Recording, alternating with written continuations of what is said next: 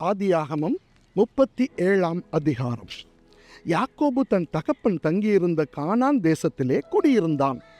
யாக்கோபுடைய சந்ததியின் வரலாறு: யோசேப்பு 17 வயதிலே தன் சகோதரருடனே ஆடுகளை மேய்த்து கொண்டிருந்தான். அந்த இளைஞன் பில்காள், செல்பாள் என்னும் தன் தகப்பனுடைய மறுமனையாட்டிகளின் குமாரரோடே இருந்து அவர்களுடைய துன்மார்க்கத்தை தன் தகப்பனுக்கு சொல்லி வருவான். இஸ்ரவேலின் முதிர் வயதிலே யோசேப்பு தனக்கு பிறந்ததினால் இஸ்ரவேல் தன் குமாரர் எல்லாரிலும் அவனை அதிகமாய் நேசித்து அவனுக்கு பல வருணமான அங்கியை செய்வித்தான். அவனுடைய சகோதரர் எல்லாரிலும் அவனை தங்கள் தகப்பன் அதிகமாய் நேசிக்கிறதை அவன் சகோதரர் கண்டபோது அவனோடே பட்சமாய் பேசாமல் அவனை பகைத்தார்கள். யோசேப்பு ஒரு சொப்பனம் கண்டு அதை தன் சகோதரருக்கு அறிவித்தான். அது நிமித்தம் அவனை இன்னும் அதிகமாய் பகைத்தார்கள். அவன் அவர்களை நோக்கி, நான் கண்ட சொப்பனத்தை கேளுங்கள். நான் வயலில் அறுத்த அரிகளை கட்டிக்கொண்டிருந்தோம்.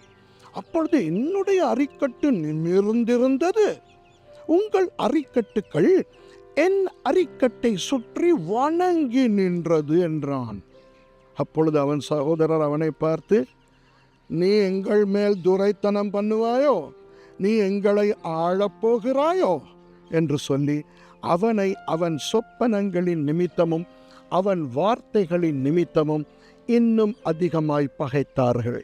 அவன் வேறொரு சொப்பனம் கண்டு தன் சகோதரரை நோக்கி, நான் இன்னும் ஒரு சொப்பனத்தை கண்டேன். சூரியனும் சந்திரனும் 11 நட்சத்திரங்களும் என்னை வணங்கினது என்றான். இதை அவன் தன் தகப்பனுக்கும் தன் சகோதரருக்கும் சொன்னபோது அவன் தகப்பன் அவனை பார்த்து, நீ கண்ட இந்த சொப்பனம் என்ன? நானும் உன் தாயாரும் உன் சகோதரரும் தரை மட்டும் குனிந்து உன்னை வணங்க வருவோமோ என்று அவனை கடிந்து கொண்டான். அவன் சகோதரர் அவன் மேல் பொறாமை கொண்டார்கள். அவன் தகப்பனோ அவன் சொன்னதை மனதிலே வைத்து கொண்டான். பின்பு அவன் சகோதரர் சீகேமிலே தங்கள் தகப்பனுடைய ஆடுகளை மேய்க்கப் போனார்கள். அப்பொழுது இஸ்ரவேல் யோசேப்பை நோக்கி, உன் சகோதரர் சீகேமிலே ஆடுகளை மேய்க்கிறார்கள் அல்லவா? உன்னை அவர்களிடத்துக்கு அனுப்பப் போகிறேன், வா என்றான். அவன், இதோ போகிறேன் என்றான்.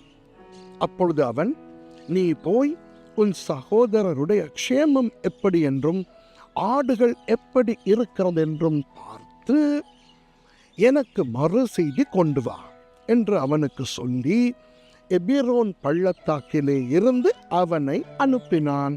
அந்தப்படியே அவன் சீகேமுக்கு போனான். அப்பொழுது ஒரு மனிதன் அவன் வெளியிலே வழி தப்பி திரிகிறதைக் கண்டு, என்ன தேடுகிறாய் என்று அவனை கேட்டான். அதற்கு அவன், என் சகோதரரை தேடுகிறேன். அவர்கள் எங்கே ஆடு மேய்க்கிறார்கள் சொல்லும் என்றான். அந்த மனிதன், அவர்கள் இவ்விடத்திலிருந்து போய்விட்டார்கள்.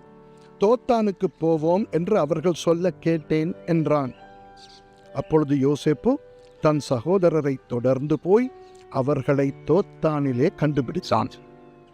அவர்கள் அவனை தூரத்தில் வர கண்டு அவன் தங்களுக்கு சமீபமாய் வரும் முன்னே அவனை கொலை செய்யும்படி சதி யோசனை பண்ணி ஒருவரை ஒருவர் நோக்கி, இதோ சொப்பனக்காரன் வருகிறான்.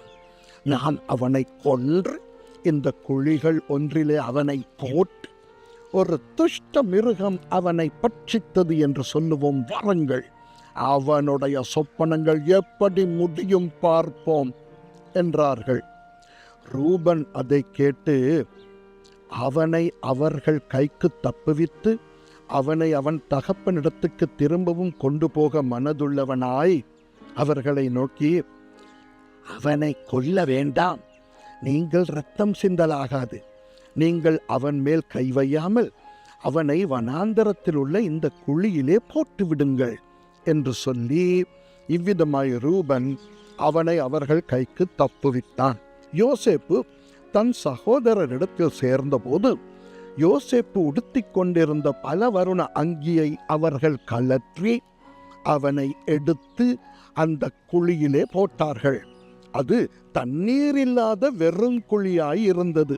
பின்பு அவர்கள் போஜனம் செய்யும்படி உட்கார்ந்தார்கள்.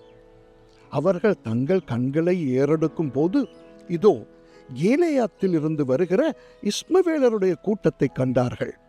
அவர்கள் எகிப்துக்கு கொண்டு போகும்படி சுகந்த வர்க்கங்களையும் பிசின் தைலத்தையும் வெள்ளைப்போளத்தையும் ஒட்டகங்கள் மேல் ஏற்றிக் கொண்டு வந்தார்கள். அப்பொழுது யூதா தன் சகோதரரை நோக்கி, நாம் நம்முடைய சகோதரனை கொன்று அவன் இரத்தத்தை மறைப்பதினால் லாபம் என்ன? அவனை இந்த இஸ்மவேலருக்கு விற்று போடுவோம் வாருங்கள். நமது கை அவன் மேல் படாதிருப்பதாக. அவன் நம்முடைய சகோதரனும் நம்முடைய மாம்சமுமாயிருக்கிறானே என்றான்.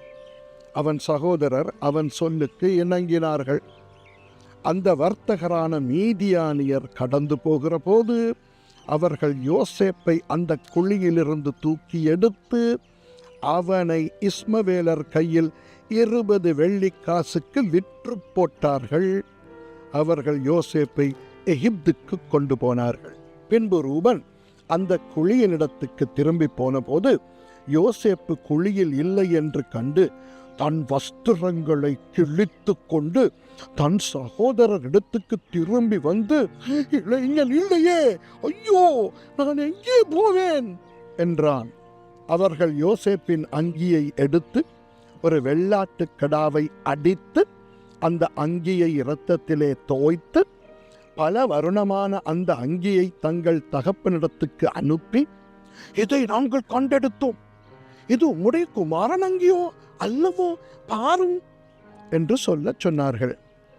யாக்கோபு அதை கண்டு, இது என் குமாரனுடைய அங்கிதான், ஒரு துஷ்ட மிருகம் அவனை பட்சித்து போட்டது, யோசேப்பு பீருண்டு போனான் என்று புலம்பி தன் வஸ்திரங்களை கிழித்து தன் அறையில் இரட்டு கட்டிக்கொண்டு அநேக நாள் தன் குமாரனுக்காக துக்கித்து கொண்டிருந்தான். அவனுடைய குமாரர் குமாரத்திகள் எல்லாரும் அவனுக்கு ஆறுதல் சொல்ல வந்து நின்றார்கள். ஆனாலும் அவன் ஆறுதலுக்கு இடம் கொடாமல், நான் துக்கத்தோடே என் குமாரனிடத்தில் பாதாளத்தில் இறங்குவேன் என்றான். இவ்விதமாய் அவனுடைய தகப்பன் அவனுக்காக அழுது கொண்டிருந்தான். அந்த மீதியானியர் யோசேப்பை எகிப்திலே பார்வோனின் பிரதானியும் தலையாரிகளுக்கு அதிபதியுமாகிய போத்திபார் என்பவனிடத்தில் விற்றார்கள். ஆமென்.